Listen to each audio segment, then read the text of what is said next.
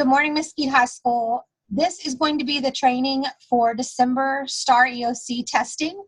As you can see, this is the front of the packet, and it contains information about where we will test each day and what will be tested that day.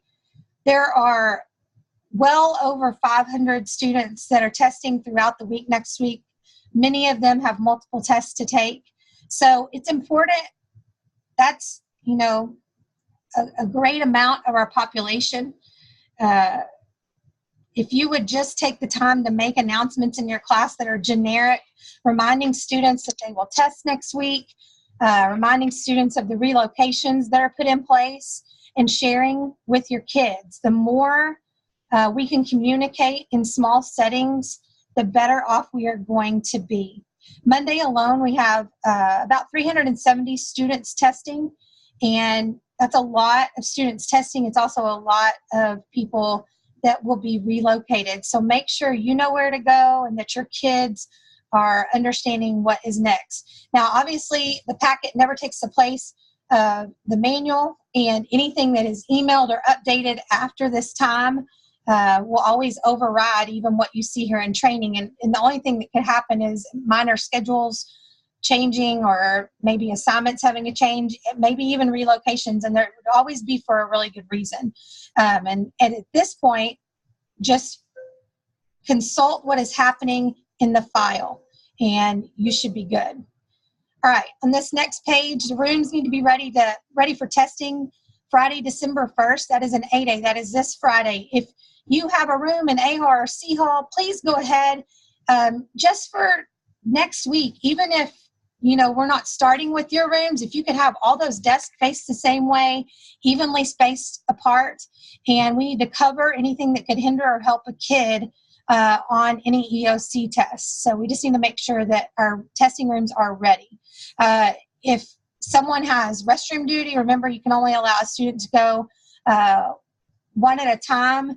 Natasha, I believe you have restroom reliever duty, so you will be going and checking on those people with restroom duty, giving them breaks and taking care of them. Taking attendance. We have to take attendance. You need to take it immediately. We're going to have people assigned to you that have a conference or a common planning first period, and they're going to be going to get the students. They'll help you get started, yes, but the moment you can first take a glance, it's on your checklist and tells you when to know what students you have at the tardy bell. You'll have a sheet that has what their assigned normal scheduled class is for that period. That conference person will go and retrieve the students that are missing from your class and escort them to testing. Please don't start until you see that conference person come back to your room. Runners will pick up attendance, all materials of absent students. That will be someone in the hall. If you happen to have 2 people assigned to your room, which is going to be a very rare thing on Monday, feel free to go ahead and bring those to H103, but do not do that until 10 o'clock. At 10 o'clock, we will not allow anyone to start late. And everyone has to turn in an attendance sheet, even if it says everyone is present. Also, note over here, 6520 is the number you need to call if you need assistance on any given testing day. Ms. Hill will be at that phone, and if you don't get through, just know that somebody else is calling and we're taking care of them as well. So you can always email Ms. Hill, but if it's urgent, just continue to call 6520 and we will get to you. Late arrivals, like it was just stated with attendance, no one after 10 a.m. Okay, lunches. This is really important. As students arrive, you are going to ask them, and you're going to make note of this on a lunch roster, if they want to eat at 11:15 or wait until they finish testing. You're going to make note of that because during second period, someone that has a conference or common planning is going to come and escort those kids to pick up their lunch and bring them back to a designated room to eat. Now, if they choose to not eat at that time, then they are going to wait until they finish testing. And at that time on their pass, if they still need to eat after they test, you'll assign them a time to lunch and a time to class. You'll give them 30 minutes to eat. Monitoring cards, these are the same and are pretty critical, especially on Monday. We have either 1 or 2 people in the hall, and that's it. That's the max we've got in the hall on any given day. And they're going to be spread between up to 9 rooms at any given time. So please make sure to use those monitoring cards. Testing do not disturb sign goes up the moment you take your materials in the room. But there's also, I have a question, 10-minute break, and testing is finished. Accommodation, excuse the formatting when it transfers over to the Google Doc. It kind of messes up some of the way it's formatted. But these are just some of the things that you could have in your room. Notice there are some online things. There's nothing for you to put in place if it's an online accommodation. And students that are testing online will be using Chromebooks in those rooms. Electronic devices, this is pretty important. If you're using electronic devices, a timer needs to be placed on silent, and you're not using it to communicate or otherwise be engaged, strictly for your timer. Student devices, follow the instructions on the checklist. They've got to turn them in. We've got to turn them in, and they got to turn them off. We'll put the Post-it on them and keep them with us until they are dismissed from testing. Now, please keep reading for details. And as you scroll down, again, I apologize for some of the formatting. These are your checklists. There's one for paper tests, and there's one for online rooms. The biggest thing I can tell you is while the formatting looks a little off online, we just wanted to get out the information as quickly as we can. In your bucket, you will actually use the checklist provided in there. And if you go by each and everything that is there, then you're going to have a smooth testing day. It tells you where to consult things in your manual. It tells you when to take things up, what kids are allowed to have with them. Basically when kids come in, they need to leave everything at the front of the room, turn in their electronic device. You ask them about lunch, they get seated.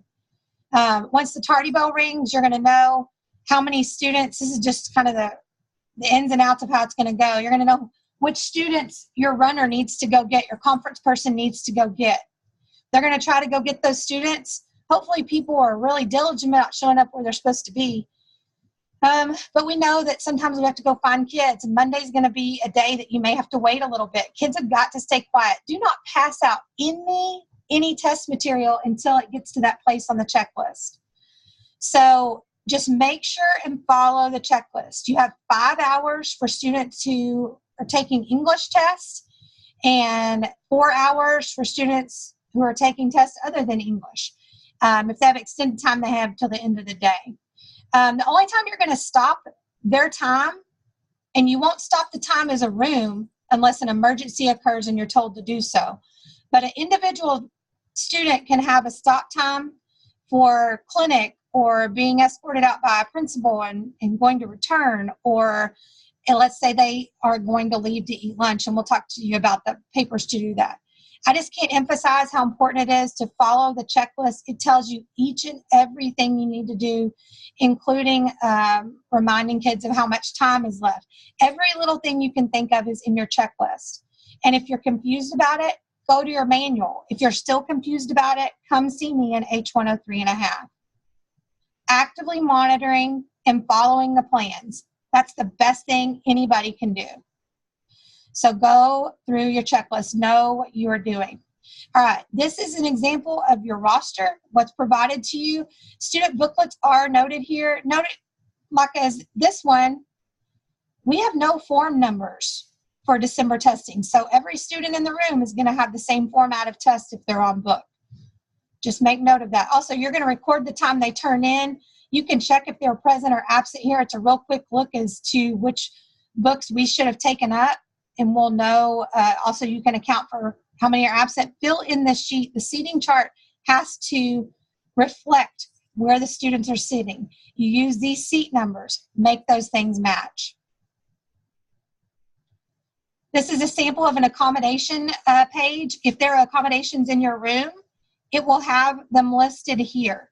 We must follow them. It's not an option. If the student chooses not to use it, that's on them, but we have to keep them in place. All right, the sample start-stop time. Again, apologize for the fun little formatting here. But start and stop. Again, we use this if a student is pulled out. This is where you need to use these things. If a student didn't, let's say they came in late, it was before 10 o'clock, but after your room started, we're going to make note of their start time here. Official room start time was one thing, but they came in late and started at this time. And then you'll also use this time if a student had to go and eat lunch, we are going to stop their time for that. If they had to go to the clinic or things like that, just remember lunch, they only have two options. They're going to go when someone escorts around 11:15, trying to get to the cafeteria about 11:15, or they will go when they finish testing. All right, this is the room log. Keeps track of whoever comes in and out of your room. I'm supposed to sign it even if I'm just at the window. If Donna Makeda comes by, she'll sign it. And you only have to sign and print once, and then you log your times in and out of the rooms. But make sure you record this information and put it on the outside of your door. Incident report. We really do not want to have to use these, but they will be included in your bucket. And if anything happens outside of what is supposed to in your room, there is a red flag. You're not sure what's going on, but you know it's not right. Document, document, document. Call me and document. Call 6520. Ms. Hill will get you to me. Let us deal with it, but make sure it's documented. More than anything, whatever you can do to keep testing going on is normal, and then let us make the decision that needs to be made. That's the best thing we can do. But always documenting, it never hurts. All right, staffing assignments. Some of these may have changed just a bit, but they're pretty concrete. I would say the one that you need to use and rely on most is the one that's on the December staffing and relocations, which we'll look at in just a minute. But these were the samples of what they should look like each day. Notice on Monday, upstairs they have 2 people per room, but downstairs you don't. Now, Ms. Taylor and Ms. Fleener will be in that hallway helping out and assisting. But please be aware, we're very, very, very limited with staff on this day. All right, Tuesday, it's better. We do have mostly 2 assigned to a room, but there already, I know, are already changes for Tuesday. So make sure you're still consulting those changes. Wednesday, it's way more balanced, as well as Thursday. Friday, we have all of these people listed. That's just to help us get going with makeups. Anyone that's a co-teacher or anyone that is willing to come and assist and retrieve students that have missed throughout the week, the more the merrier, because we want to get these kids started testing. We would love for you to meet us down in the library on Friday. If you are willing to help and lend a hand, you don't have to be listed here. Just make sure you've filled out an oath and you've been with us and you've completed your training. And we will use you. I promise we will use you. All right, moving on. Room relocations. These are the samples of what they look like. Again, we're going to go to the Google Doc because it is the most current. It's been updated even since this. And then here's the sample documents, the things that need to be filled out. Test book number. Remember, we don't need any help bubbling things. Students sometimes like to override what's there. If they have a question or concern, put it on a Post-it and let us deal with it. We don't want anything that could interfere with their scoring. Basically, if a student tests, bubble S, regardless of what day the test is given. And the test date should always reflect what day it is given. English 1 cannot be prior to 04. English 2 cannot be prior to 06. Algebra 1, those are predominantly going to be given on the 5th. No one's given before that. U.S. history, there are a couple of students taking it on the 5th, majority on the 7th, and then there could be makeups on the 8th. Same thing with biology. All right, those are all the samples in your training packet. And then real quickly, we're going to go over to the December staffing and relocations page. The staffing is listed here, and there will be changes that will come up. I will try to highlight those, and I will try to also email requesting a read receipt when a change occurs on a staffing. Relocations, these are all listed here. Notice this is the person that's assigned in 5B normally to C1.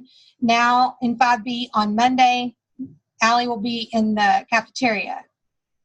And she actually gets to stay there throughout the day. We did change and put some room numbers in here, trying to keep people out of the auditorium, just because we want you to have the optimal place for learning to take place with your students, if at all possible, even though the environment's changed and they're preparing for concerts throughout the week in the auditorium.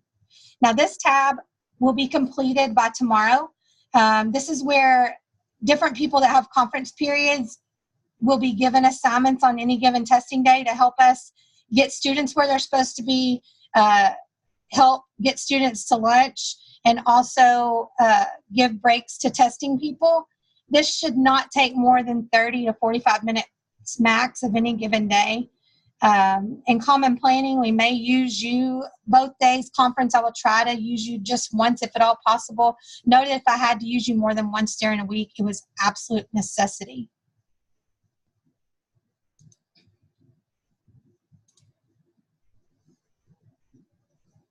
Okay.